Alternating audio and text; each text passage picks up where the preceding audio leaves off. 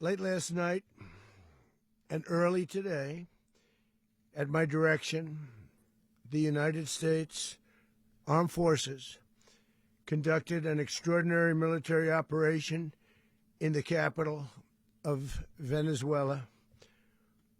Overwhelming American military power, air, land, and sea, was used to launch a spectacular assault. And it was an assault like people have not seen since World War II.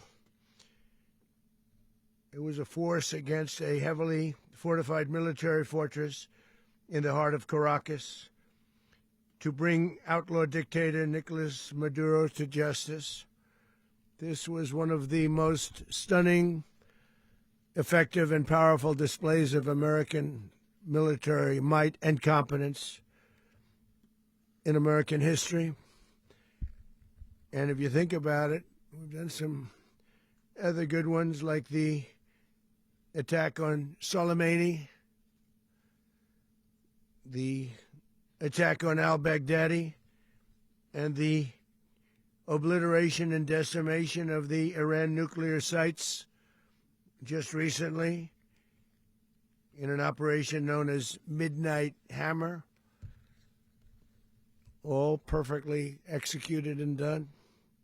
No nation in the world could achieve what America achieved yesterday, or frankly, in just a short period of time. All Venezuelan military capacities were rendered powerless as the men and women of our military, working with U.S. law enforcement, successfully captured Maduro in the dead of night. It was dark. The lights of Caracas were largely turned off due to a certain expertise that we have. It was dark and it was deadly. But captured along with his wife, Celia Flores, both of whom now face American justice. Maduro and Flores have been indicted in the Southern District of New York, it's Jay Clayton, for their campaign of deadly narco-terrorism against the United States and its citizens. I want to thank the men and women of our military who achieved such an extraordinary success overnight with breathtaking speed, power, precision, and competence. You rarely see anything like it. You've seen some raids in this country that didn't go so well. They were an embarrassment. If you look back to Afghanistan, or if you look back to the Jimmy Carter days, they were different days. We're a respected country again, like never before. These highly trained warriors, operating in collaboration with U.S. law enforcement, caught them in a very ready position. They were waiting for us. They knew we had many ships out in the sea, just sort of waiting. They knew we were coming. So they were in what's called a ready position. But they were completely overwhelmed and very quickly incapacitated. If you would have seen what I saw last night, you would have been very impressed. I'm not sure that you'll ever get to see it, but it was an incredible thing to see. Not a single American service member was killed, and not a single piece of American equipment was lost. We had many helicopters, many planes, many people involved in that fight.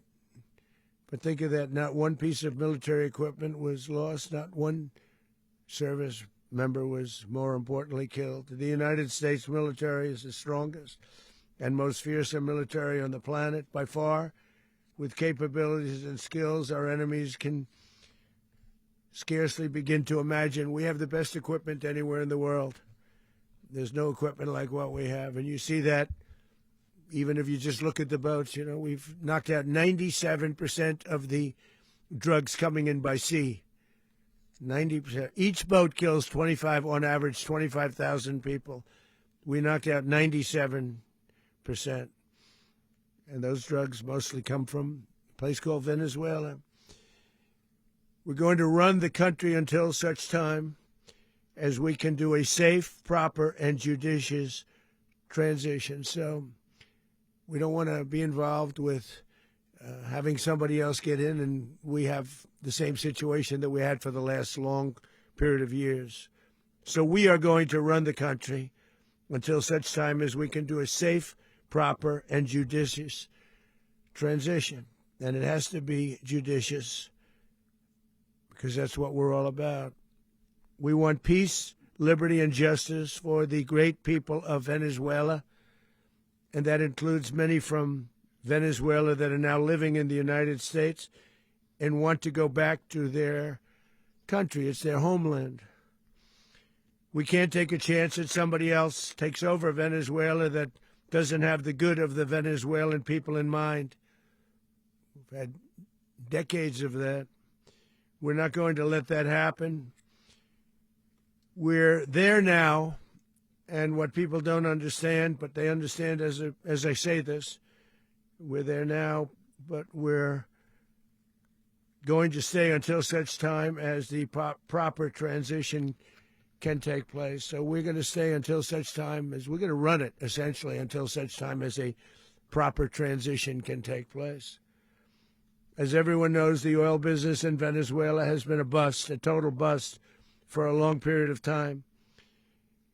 They were pumping almost nothing by comparison to what they could have been pumping and what could have taken place.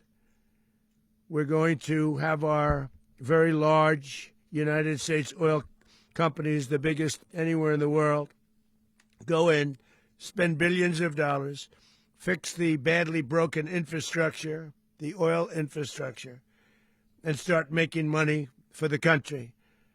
And we are ready to stage a second and much larger attack if we need to do so. So we were prepared to do a second wave if we needed to do so. We actually assumed that a second wave would be necessary, but now it's probably not. The first wave, if you'd like to call it that, the first attack was so successful, we probably don't have to do a second, but we're prepared to do a second wave, a much bigger wave, actually. This was pinpoint, but we have a much bigger wave that probably won't have to do. This partnership of Venezuela with the United States of America, a country that everybody wants to be involved with because of what we were able to do and accomplish, will make the people of Venezuela rich, independent, and safe. And it will also make the many, many people from Venezuela that are living in the United States extremely happy. They suffered. They suffered. So much was taken from them. They're not going to suffer anymore. The illegitimate dictator Maduro was the kingpin of a vast criminal network responsible for trafficking colossal amounts of deadly and illicit drugs into the United States.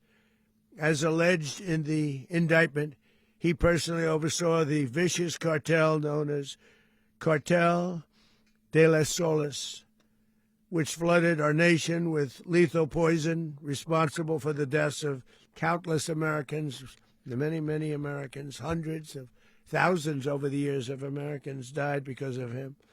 Maduro and his wife will soon face the full might of American justice and stand trial on American soil. Right now, they're on a ship they'll be heading to, ultimately, New York, and then a decision will be made, I assume, between New York and Miami or Florida. But we have people where the overwhelming evidence of their crimes will be presented in a court of law. And I've seen it. I've seen what we have. It's both horrible and breathtaking that something like this could have been allowed to take place. For many years after his term as president of Venezuela expired, Maduro remained in power and waged a ceaseless campaign of violence, terror, and subversion against the United States of America, threatening not only our people, but the stability of the entire region. And you all saw it. In addition to trafficking gigantic amounts of illegal drugs that inflicted untold suffering and human destruction all over the country, all over, in particular, the United States, Maduro sent savage and murderous gangs, including the bloodthirsty prison gang Tren de Aragua, to terrorize American communities nationwide, and he did indeed. They were in Colorado. They took over apartment complexes. They cut the fingers off people if they called police. They were brutal, but they're not so brutal now. And I just have to congratulate our military, Pete and everybody, and our National Guard, because the job that they've done, whether it's in Washington, D.C., where we have a totally safe city, where it was one of the most unsafe cities anywhere in the world, frankly, and now we have no crime in Washington, D.C. We haven't had a killing. We had the terrorist attack a few weeks ago, a little bit of a different kind of a threat, but we haven't had a killing in a long period of time, 6-7 months. We used to have two, on average, 2 a week in Washington, our capital. We don't have that anymore. The restaurants are opening. Everyone's happy. They're walking their daughters. They're walking their children, their wives. They walk to restaurants. Restaurants are opening all over Washington, D.C. So I want to thank the National Guard. I want to thank our military. And I want to thank law enforcement. It's been amazing. And they should do it with more cities. We're doing it, as you know, and we're doing it in Memphis, Tennessee right now, and crime is down. We've just sort of started a few weeks ago, but crime is down now 77%. And the governor of Louisiana called, great person, and he wanted us to help him, as you know, in a certain very nice part of Louisiana. And we have done that. And it was a rough section, and we have crime down. I understand it's down to almost nothing already after 2.5 weeks. New Orleans, it's down to almost nothing, and we've only been there for 2.5 weeks. Can't imagine why governors wouldn't want us to help. We also helped, as you know, in Chicago, and crime went down a little bit there. We did a very small help because we had no working ability with the governor. The governor was a disaster, and the mayor was a disaster, but it knocked down crime. But we're pulling out of there. When they need us, we'll know. You'll know. You'll be writing about it. And likewise, Los Angeles, where we saved Los Angeles early on, where the head of the police department made a statement that if the federal government didn't come in, we would have lost Los Angeles. That's long after the fires. That's when they had the riots in Los Angeles. We did a great job. Got no credit for it whatsoever, but that's okay. It doesn't matter. We don't need the credit. But we'll be pulling out when they need us. They'll call, or we'll go back if we have to. We'll go back. But we did a great job in various cities. But the place that we're very proud of is Washington, D.C., because it's our nation's capital. We took it from being a crime-ridden mess to being one of the safest cities in the country. But the gangs that they sent raped, tortured, and murdered American women and children. They were in all of the cities I mentioned, Tren de Aragua. And they were sent by Maduro to terrorize our people, and now Maduro will never again be able to threaten an American citizen or anybody from Venezuela. There will no longer be threats.